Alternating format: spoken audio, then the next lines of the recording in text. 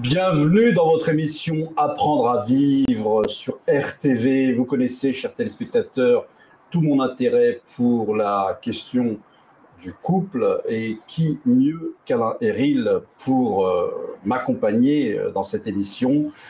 Alain Héril, vous êtes psychanalyste, vous êtes sexologue. Merci d'avoir accepté mon invitation.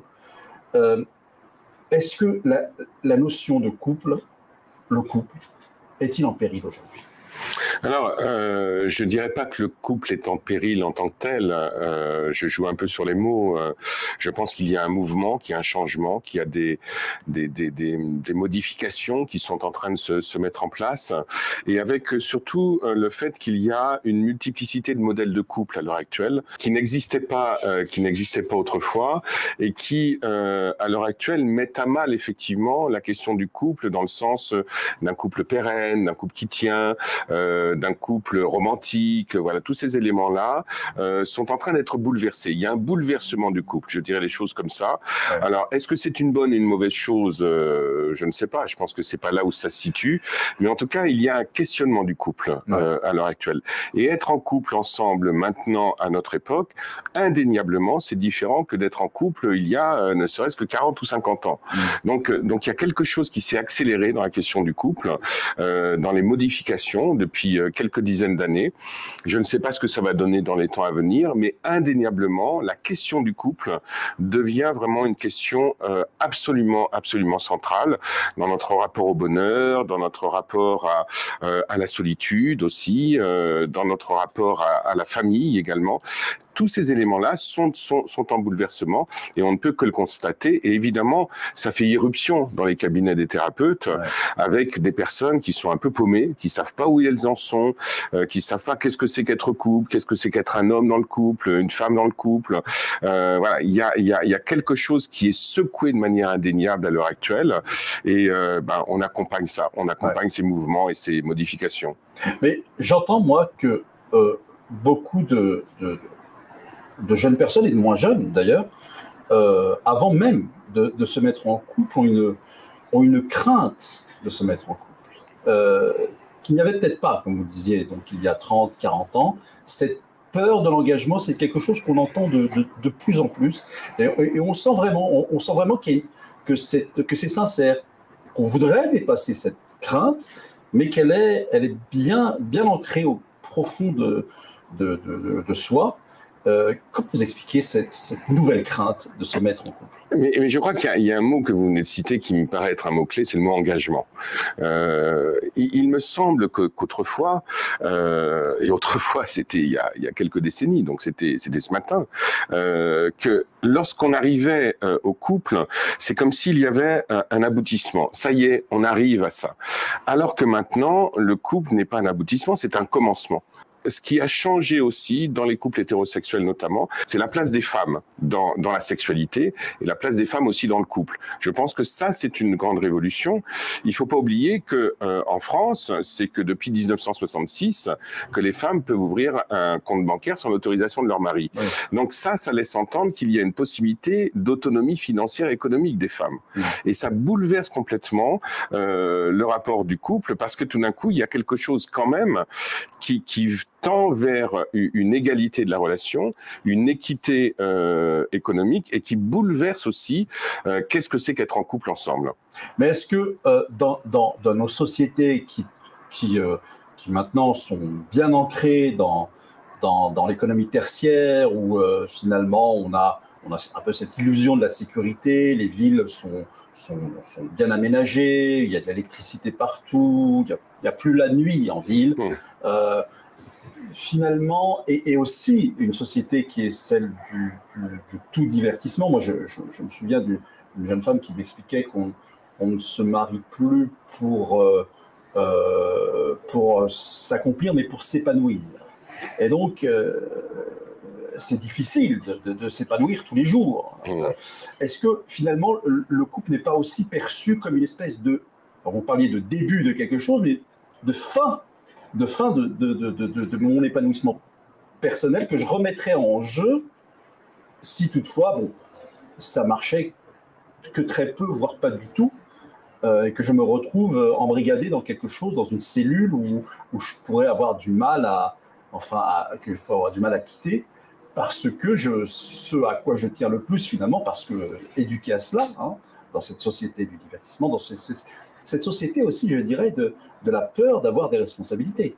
On fuit même les responsabilités, et qui dit couple dit quand même un minimum de responsabilité, et surtout quand on fait couple avec volonté d'avoir des enfants. Est-ce que ça rajoute pas à cette crainte? Bien sûr que si, parce que engagement et responsabilité, pour moi, ça va ensemble. Les deux sont intimement liés. Et il y a quelque chose aussi qui fait que l'espace du couple, oui, c'est un espace d'accomplissement personnel, mais en même temps, les enjeux sont différents. C'est-à-dire que le couple est un endroit qui devient un endroit très paradoxal. C'est-à-dire qu'il faut que le couple soit le lieu du divertissement, de l'amusement, c'est le lieu des responsabilités, c'est le lieu du repos, c'est le lieu de l'aventure, c'est le lieu de la découverte de soi, c'est le lieu de la découverte de l'autre, c'est le lieu de la possibilité de la parentalité, et la liste est longue. Donc tout d'un coup, il y a une espèce de chape de plomb qui se met en place, et où faire couple, c'est faire des couples. Ouais. C'est faire des couples différents, et on est dans une société qui fonctionne sur la réussite, et de fait, on en arrive au fait qu'il faut que tous ces plans-là réussissent. C'est-à-dire qu'il faut avoir... C'est beaucoup pour demander. Ouais, mais bien sûr. Et on demande, me semble-t-il, au couple quelque chose qui est impossible. C'est-à-dire qu'il y a une espèce d'impossibilité à faire couple selon tous ces critères-là. Ouais. Donc il va falloir hiérarchiser les choses de façon différente, et à l'intérieur de ça, ce que j'entends aussi, c'est que beaucoup de couples se mettent ensemble, mariage ou pas mariage, par amour. Mais au bout d'un moment, l'amour est mis de côté. Ça va être remplacé par l'économie, la réussite, la parentalité. Je dis pas qu'il n'y a pas d'amour dans la parentalité, mais c'est un autre type d'amour. Et au bout d'un moment, il y a un espace qui est un espace qui a tendance à s'édulcorer, c'est l'espace de la sexualité. Il faut pas oublier que 80% des couples qui consultent en sexothérapie ou même de façon générale un thérapeute viennent pour une absence de désir. Et la plupart du temps, les couples que j'ai pu recevoir arrivent avec une absence de désir et ne comprennent pas. Ils disent mais je comprends pas pourquoi il n'y a plus de désir entre nous. Alors généralement, elle apparaît quand cette absence de désir? Elle apparaît souvent à l'arrivée de l'enfant. Souvent, j'ai pas dit toujours, et pas forcément du premier, parfois c'est au deuxième, parfois le premier enfant, il est chargé d'un désir, il vient concrétiser le couple, il vient montrer qu'on a raison de faire couple puisqu'il y a cet enfant qui est l'emblème même de notre relation, et souvent c'est quand le deuxième arrive, et quand le deuxième arrive, tout d'un coup les responsabilités parentales prennent une autre forme. Parce qu'on devient vraiment parent, là. Exactement. C'est une famille qui se... Tout à fait, oui, on sort de la triade père, mère, enfant pour rentrer dans quelque chose qui est plus de l'ordre de la famille. Et souvent, c'est là que le désir va baisser. Et ce qui est très intéressant, c'est que moi, j'ai eu des couples qui venaient me voir, qui me disaient, Monsieur Héril, c'est bien de venir vous voir, au moins on peut parler de notre sexualité avec vous. Ok. Mais je leur disais, mais en dehors, qu'est-ce que vous faites? Est-ce que vous en parlez? Ah ben non. Et pourquoi? On n'a pas le temps. Et cette question, on n'a pas le temps, est une question qui m'a toujours un peu étonné. C'est-à-dire que qu'est-ce qui vous empêche de parler du désir à l'intérieur de votre couple? Qu'est-ce qui vous empêche de le questionner? Qu'est-ce qui vous empêche de le vivre? Et bien souvent, c'est les obligations professionnelles, parentales, voilà, la société dans laquelle on est, tout ça. Donc tout ça laisse entendre que le couple n'est pas que le lieu de la confirmation de l'amour, c'est aussi le lieu de réalisation particulière avec un certain nombre d'injonctions sociétales, à mon avis, et aussi le fait qu'il faut que ça soit un lieu d'intensité. Parce que s'il n'y a pas d'intensité, il faut sortir, il faut voir des amis, il faut avoir 3 relations sexuelles par semaine et qu'à chaque fois il y ait des orgasmes. Il faut qu'il y ait, c'est-à-dire que voilà, il y a une espèce, oui, il y a beaucoup de il faut et tout d'un coup, quand on va lâcher dans l'espace du couple, quand on va rentrer dans un espace un petit peu plus apaisé, on a l'impression qu'on s'ennuie, alors qu'en fait, c'est pas de l'ennui, c'est juste le moment où on se donne l'espace de pouvoir se rencontrer autrement. Mais c'est justement ça. Dans cette société dont je parlais du divertissement absolu, où il faut absolument s'épanouir, si on n'a pas juste ce sentiment d'être dans une action qui conduit à l'épanouissement, du coup on s'ennuie. Et c'est assez terrible parce que, par exemple, je fais un petit détour, mais vous allez voir que ça rejoint ce qu'on est en train de se dire. La plupart des couples qui sont dans l'absence de désir, il y a une question que je leur pose à chaque fois. Bon, on sait que les couples font l'amour la plupart du temps dans la chambre. À chaque fois, je leur pose la question, y a-t-il une télé dans votre chambre? Et lorsqu'il y a une télé, ce qui est souvent le cas, je leur dis, mais je vous conseille quand même d'éteindre la télé si vous voulez retrouver une sexualité. Parce que souvent, parce que la télé, c'est un lieu de divertissement partagé l'un avec l'autre, et qu'il y a cette idée qu'on ne peut pas être l'un et l'autre dans un même espace quand on est en couple, simplement pour être l'un avec l'autre et rien d'autre. Et on va chercher quelque chose qui va venir titiller le couple, voilà, qui va être la télé, qui va être une sortie, qui va être autre chose. Et simplement le fait d'être ensemble dans un même espace et juste de prendre le temps de la qualité de la présence de l'un à l'autre. Et c'est quelque chose qui est facile à dire et pas facile à faire. Ouais. Et c'est ce qui s'est accéléré, notamment avec la Covid. Ouais. C'est-à-dire qu'il y a des couples qui se sont retrouvés dans le même espace, des couples qui finalement, sur une journée de 24 heures, passaient réellement 5 heures ensemble, maximum, à peu près. Maximum. La soirée, et puis la nuit on dort, voilà, et puis le petit déjeuner. Et tout d'un coup, c'est 24 sur 24. Et cet autre-là, qu'on ne voyait que sur un temps donné, on s'aperçoit qu'on ne le connaît pas tant que ça, qu'il y a quelque chose qui est pas facile, qui est pas simple. Voilà. Mais tout d'un coup aussi, la Covid, je trouve que ce qu'elle a amené, c'est la possibilité d'être ensemble dans un même espace et d'apprécier cet espace commun. Et certains couples ont découvert des choses, une autre manière d'être ensemble, et puis d'autres ont volé en éclats. Mais vous parliez, cher Alain, justement d'éteindre la télé, de se retrouver seul à seul. Et moi, je vous ai entendu un jour dire aussi que vous demandiez aux gens qui venaient vous consulter de prendre le temps de se regarder. Oui. Et ça voulait dire que finalement, les gens se regardent.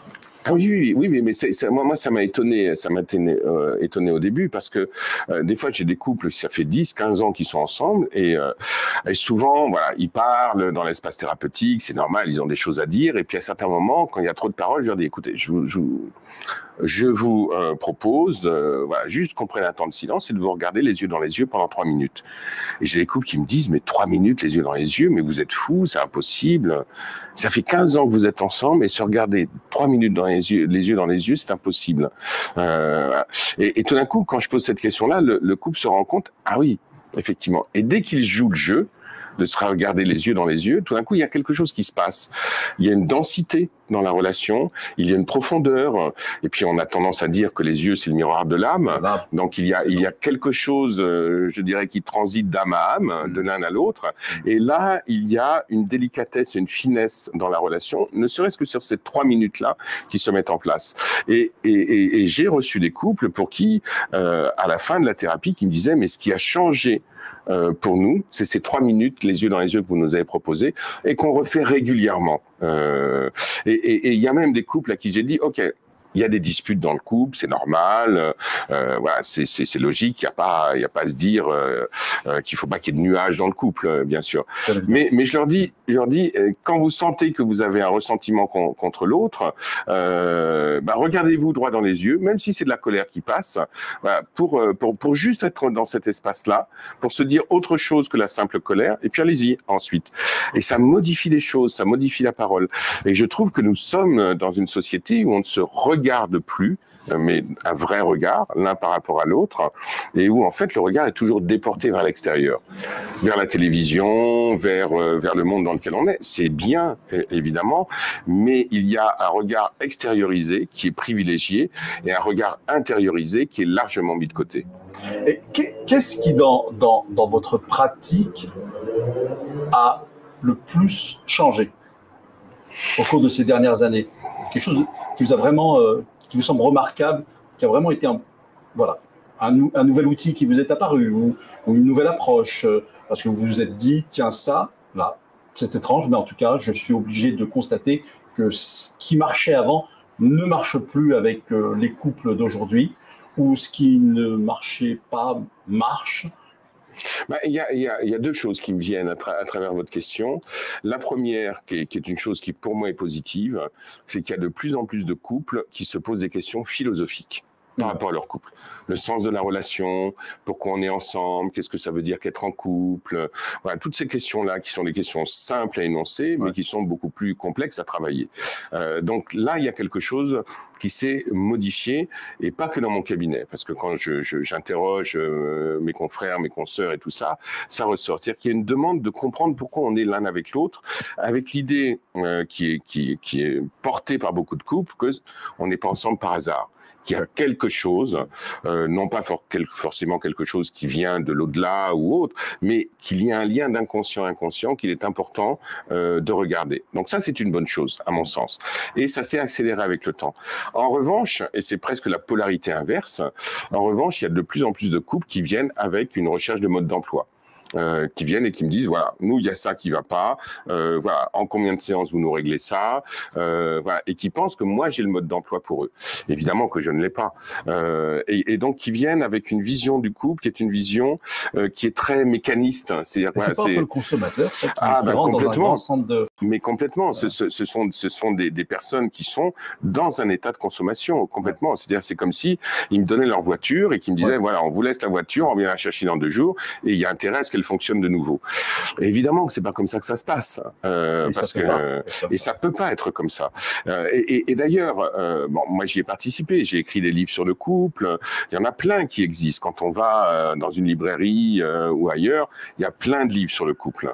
Donc, si les modes d'emploi fonctionnaient, ça se saurait.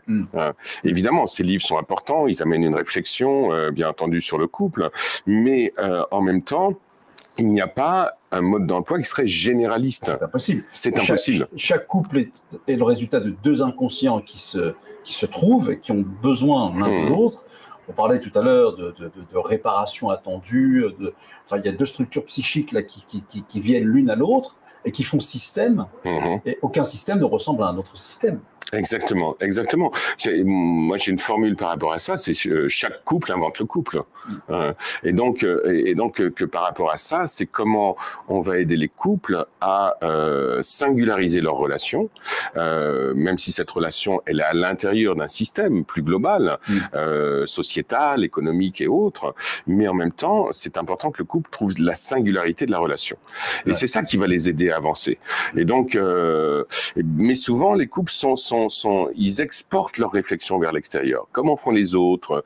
Est-ce que les autres font autant l'amour que nous? Comment ça se passe chez le voisin et tout ça? Et notre travail de thérapeute, c'est de ramener le couple à lui-même. De ramener le couple à son histoire, à son histoire. Et c'est là qu'on va commencer à trouver des pistes de solutions. Et la place dans votre consultation du non-dit, parce que on imagine bien que vous faites aussi un travail c'est de lire un peu entre les lignes, entre les silences. C'est mieux, entre les silences. Et comment ça se passe? Combien de temps ça prend, généralement, avant que le patient, finalement, ne commence véritablement à se révéler? C'est-à-dire que ce que j'ai remarqué, c'est que c'est évidemment très différent entre une consultation individuelle et une consultation de couple, bien sûr. Mais ce que j'ai remarqué, c'est que souvent les consultations de couple, ça accélère ça. Parce que justement, il y a les 2 inconscients qui sont là, qui dialoguent à l'intérieur du cabinet et puis qui mettent en place, qui continuent ce dialogue à l'extérieur. Et bien souvent, chez les couples, c'est 3e, 4e séance, où là, il y a quelque chose qui commence à émerger. On va dire que les 4 premières séances, c'est pour faire l'état des lieux, c'est pour faire l'histoire du couple, voilà. Oui, voilà, on pose des choses. Et puis, OK, maintenant, qu'est-ce qu'on fait avec ça? Et là, il commence à émerger quelque chose. Et j'ai remarqué qu'à la 4e, on va dire même à la 5e séance, chez les couples, il y a plus de silence tout d'un coup. Dans les consultations, même des mini-silences, même des micro-silences qui sont là, et où je sens qu'il y a quelque chose qui fait tilt chez l'un ou chez l'autre. Évidemment, moi je vais le regarder et dire, qu'est-ce qui se passe là? Qu'est-ce qui se passe là, à ce moment-là? Et faire ressortir ce que le silence permet, bien entendu, et toujours au service de la relation. Est-ce que vous confirmez, Alain, que quand un couple vient vous voir, c'est généralement la femme qui est à l'origine de l'initiative? Et si oui, pourquoi? C'est-à-dire que je dirais même, c'est un pourcentage assez important, et il n'y a pas que chez moi, je crois que c'est à 80-90%, parce que je pense qu'il y a peut-être chez les femmes un souci de la relation, un souci de la compréhension de la relation. C'est peut-être plus féminin que masculin, que les hommes sont aussi éduqués à foncer, à avancer, à faire. Peut-être mal à avouer, à s'avouer, peut-être qu'aller consulter, ce serait une preuve de. Il y a ça en couple, comme il y a ça bien sûr. Je n'ai pas réussi par moi-même à. Tout à fait. Il y a l'idée quand même que l'homme occidental, mais il n'y a pas d'Occident, il doit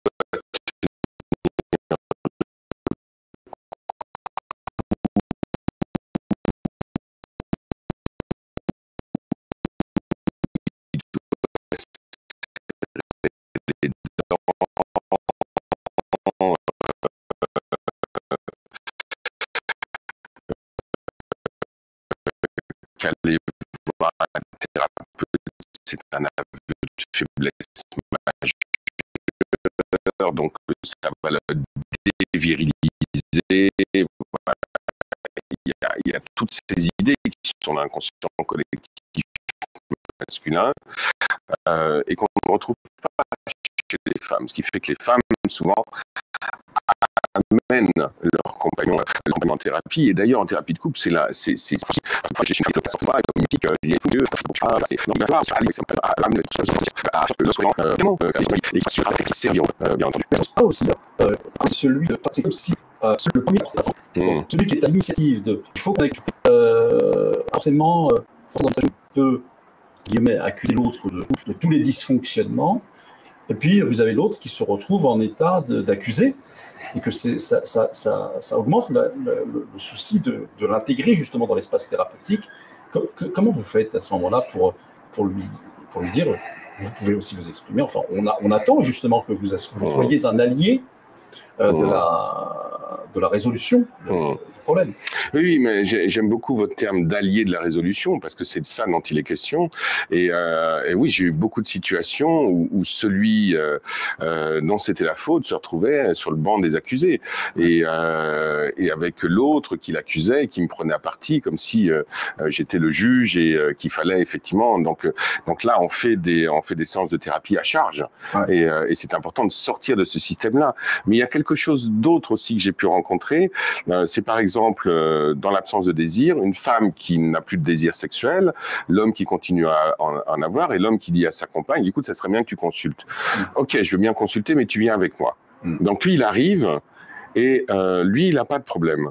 C'est elle qui en a, et il vient soutenir le thérapeute. Ça, j'ai rencontré plusieurs fois.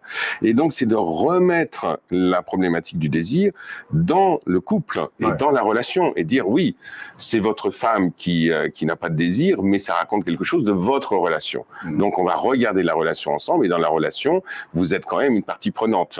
Donc tous ces éléments sont compliqués, sont complexes, mais en même temps hyper intéressants, parce que justement, ce travail-là de ramener l'autre qui se sent culpabilisé, de le ramener dans un endroit où il est au même niveau de co-responsabilité, ça c'est le travail du thérapeute.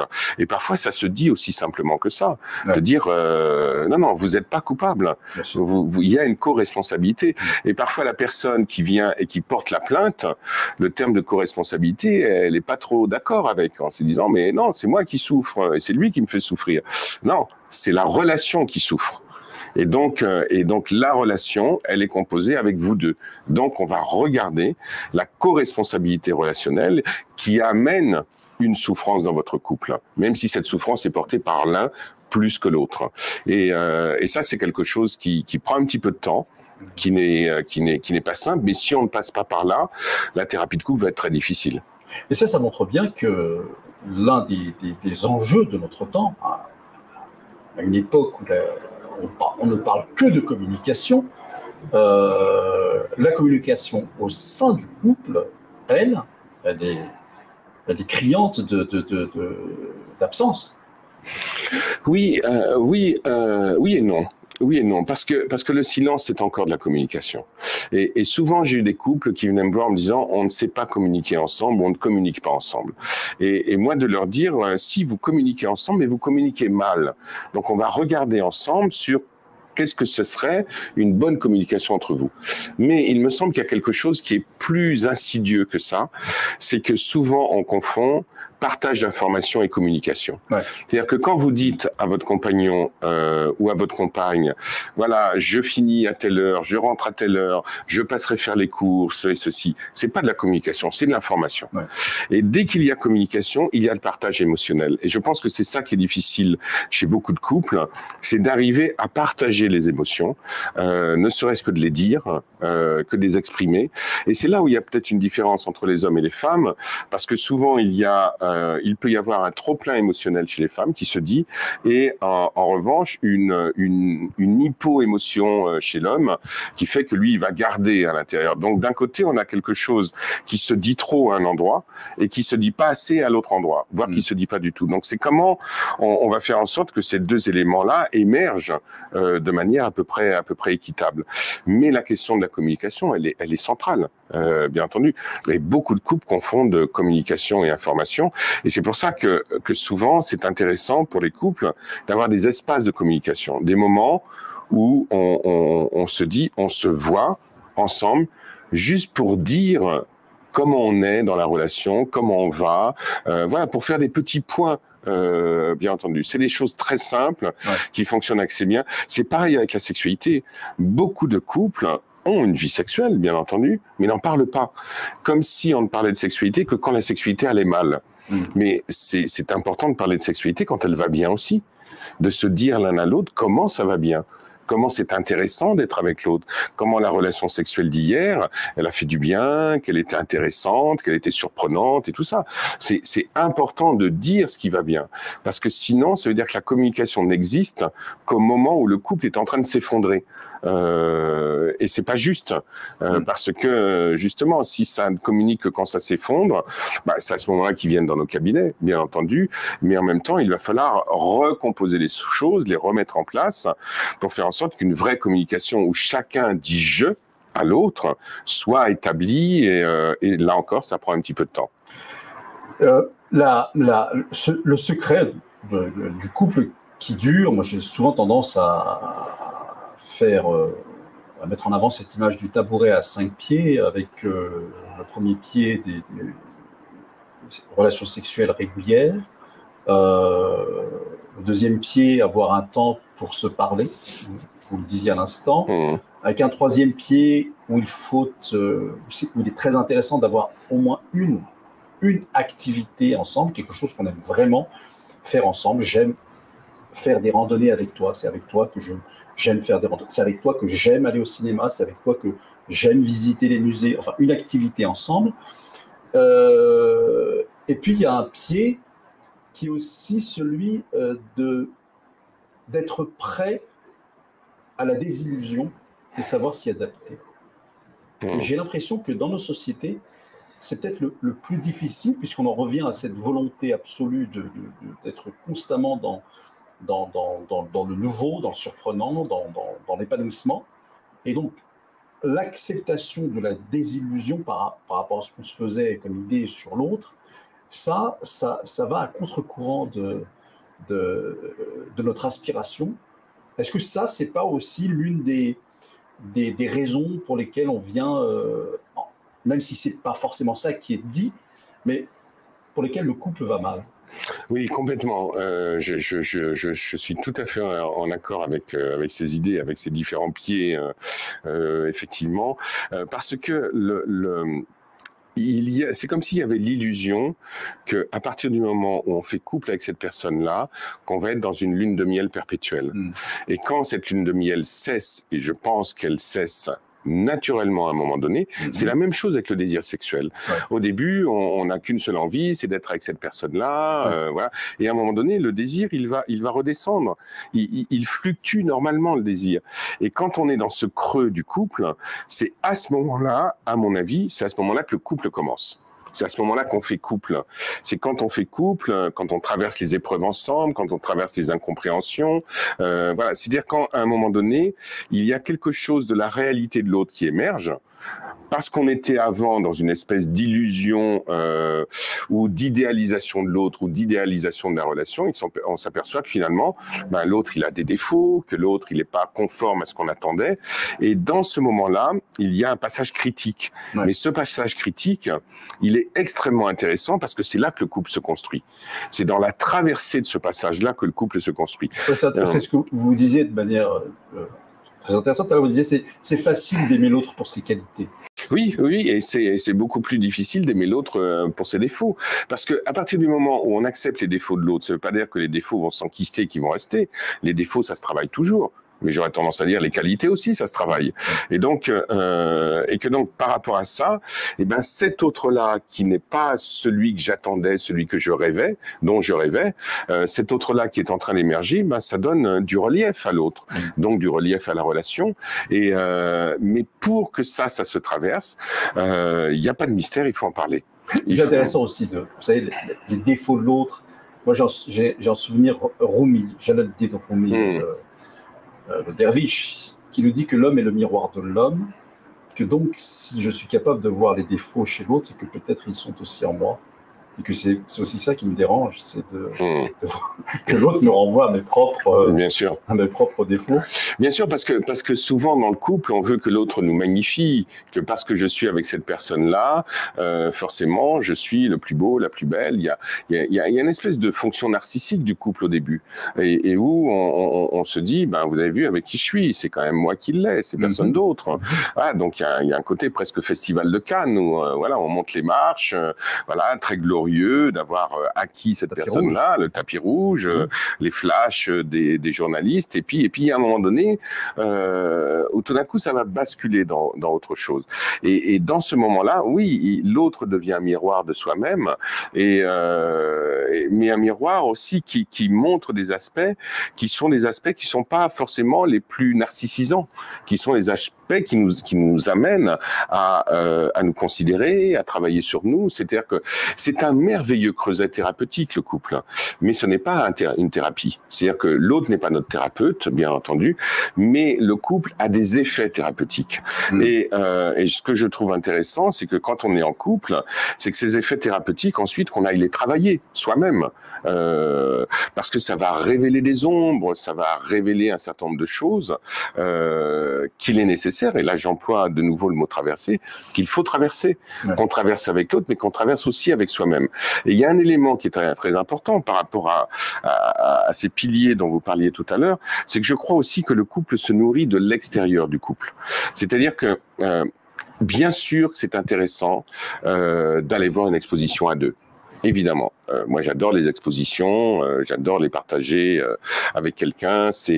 Mais j'aime aussi aller à des expos seuls. Et la question, c'est voilà, je rentre chez moi, j'ai ma compagne qui est là. Voilà, chérie, j'ai vu une exposition, j'ai envie de t'en parler, c'était génial. Voilà. Donc on apporte dans le couple quelque chose qui est à l'extérieur du couple, et ça va venir enrichir le couple. Il y a des choses qu'on fait à deux, mais c'est important qu'il y ait des choses qu'on fasse seul également. Voilà, pour amener cette énergie, là dans le couple. Et le couple, mais comme tout système, le couple se nourrit de ce qui n'est pas lui aussi, et avec cette capacité d'accepter ça. Mais il y a beaucoup de couples, t'es allé voir une exposition sans moi, c'est quoi cette histoire, tu m'abandonnes, tu me laisses tomber, j'aurais aimé la voir, tu sais très bien que ça fait 2 mois que je veux la voir et que tu y vas sans moi. Voilà, c'est tous ces éléments-là, et vraiment d'accepter qu'il y ait ce mouvement à deux, mais ce mouvement aussi qui se fait seul. C'est-à-dire que on a besoin en couple d'avoir des espaces personnels, un jardin, ce qu'on appelle un jardin secret, bien entendu. Je parle pas d'extra-conjugalité quand je dis ça. C'est des choses où on se nourrit à l'extérieur, et cette nourriture, on la ramène dans le couple pour intensifier la relation et pour nourrir aussi la relation du couple avec des choses qui viennent de l'extérieur. Bien sûr, et l'amplifier. Mais il y a des moments, Alain Héril, où il faut aussi se rendre à une certaine évidence, c'est qu'on ne peut plus faire couple. À partir de quel moment, vous, dans votre consultation, vous considérez que ça ça ne peut pas, non pas que juste ça ne peut pas, mais ça ne doit pas aller plus loin, qu'il faut aussi apprendre, et ça c'est vraiment un enjeu à notre époque, à bien se séparer, à se séparer et à bien se séparer. Ça, c'est un enjeu considérable parce que je pense que le point qui va m'alerter, c'est l'indifférence. C'est-à-dire, c'est quand j'ai en face de moi un couple en thérapie et puis qu'il y en a un qui dit quelque chose d'émouvant, de profond, et puis que l'autre, il a la tête tournée, ou alors il va regarder son portable, ou c'est-à-dire que où la parole de l'autre n'a plus d'impact sur soi. La parole d'émotion, la parole de partage, la parole de vulnérabilité. Et quand il y a cette indifférence-là, à plus forte raison quand il y a de la haine aussi, parce que moi j'ai reçu des couples des fois où c'était vraiment haineux ce qui se partageait, là on touche un point de rupture, on touche un point où il y a quelque chose qui va être difficile à pouvoir réparer.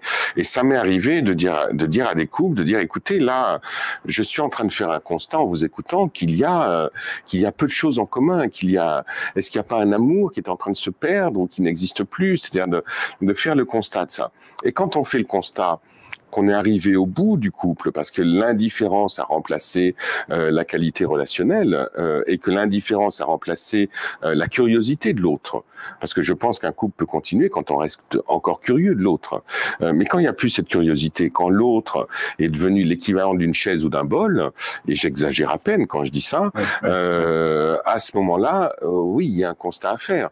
Et c'est comment, effectivement, ce couple qui était au bout de son cycle relationnel, au bout de son cycle émotionnel, c'est comment l'accompagner à faire en sorte que ce qu'on a vécu ensemble ne doit pas être détruit, au contraire, et doit être engagé dans une relation qui continue sur d'autres modalités que la relation de couple.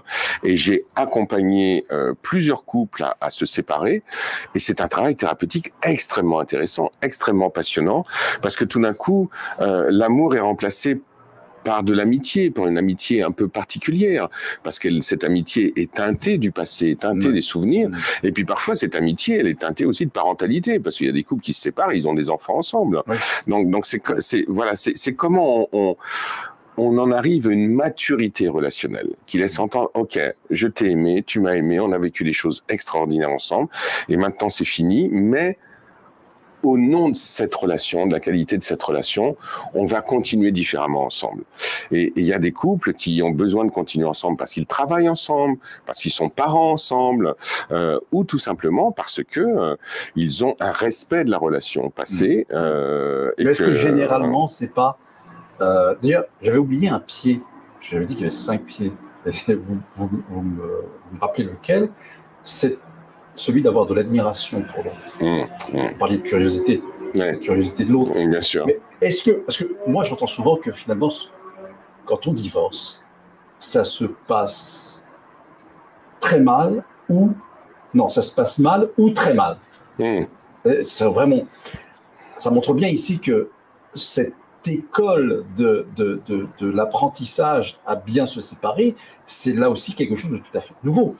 Sauf quelques exceptions, bien sûr, mais c'est quelque chose que, dans notre temps, ce temps où, finalement, bon, et peut-être qu'il ne faut rien faire contre, d'ailleurs, il faut aussi laisser les gens se séparer, que ça fait partie, voilà, il y a des cycles comme ça, où on s'aime, où on fait plein de choses ensemble, et puis après, voilà, le cycle touche à sa fin. Mais puisque c'est devenu un phénomène, maintenant, bien se séparer, mais qui apprend aux gens aujourd'hui à bien se séparer? Peu de personnes, c'est marrant parce qu'il y a quelque temps, je suis passé devant une boutique et je vois marqué liste de mariage et juste en dessous, liste de divorce. Donc ça rentre dans les mœurs maintenant. Il va y avoir des cérémonies de divorce, des cérémonies de divorce. Bien sûr, tout à fait. Mais je pense que apprendre à bien se séparer, c'est en amont apprendre à être bien ensemble. Parce que l'apprentissage de la séparation, quand la séparation arrive, c'est un peu rude, c'est un peu aride. Je pense que ça s'apprend avant, mais je pense que nous avons beaucoup à apprendre sur comment vivre ensemble, les hommes et les femmes, et comment vivre ensemble les humains avec les humains, tout simplement. Donc il y a une question de respect aussi derrière ça, qui est importante. Vous parliez d'admiration, et je vous rejoins complètement. Je pense que on a nécessité à admirer l'autre, dans ses capacités, dans ses potentialités, à soutenir le fait qu'il émerge à lui-même aussi. Il y a aussi ça, il y a un soutien mutuel dans le couple, mais cette admiration-là, elle est teintée aussi de respect. Et quand éventuellement l'admiration se perd, le respect ne doit pas se perdre. Et donc, respecter l'autre, c'est aussi respecter la relation, et c'est un des éléments qui aide à apprendre à se séparer.